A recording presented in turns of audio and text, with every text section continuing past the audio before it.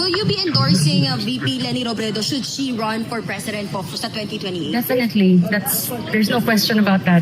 Anong ganap sa mundo ng showbiz? Hayagang inihayag ni Nadine Lustre ang kanyang buong suporta kay dating VP Leni Robredo sakaling tumakbo ito bilang Pangulo sa 2028. Sa isang media interview, walang pag-aalinlangang sagot ni Nadine nang tanungin kung i-endorse niya si Robredo. Definitely, there's no question about that. Ayon pa sa aktres, para sa kanya, si Leni Robredo ang pinakamainam na kandidato para sa pagkapangulo. Ibinahagi rin niyang sinuportahan na niya ito noon pa sa unang pagtakbo nito, kaya't natural lang daw na gawin niya ito muli.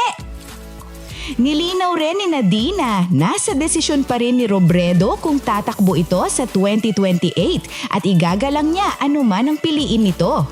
Dagdag pa niya, minsan daw ang pinakamahusay na leader ay iyong mga ayaw tumakbo pero hinihila ng sambayanan.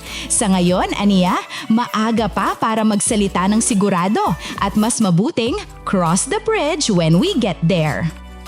Will you be endorsing VP Leni Robredo should she run for president po sa 2028? Definitely. There's no question about that. No question about that. Yeah. Sorry ma'am, why po? Why? Yes. I mean, for me, she's really the best. You know, she's really the best candidate for presidency. So, obviously, and I supported her way back when she ran the first time. So, definitely, I would support her again.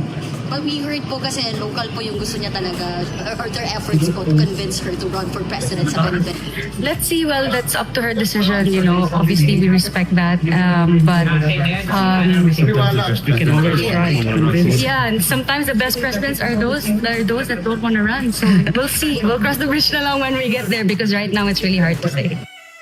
Ang tanong, kung mas dumarami ang celebrities na hayagang pumipili ng panig sa politika, makakatulong ba ito sa tamang desisyon ng botante o lalo lang bang nagiging emosyonal ang laban sa halalan?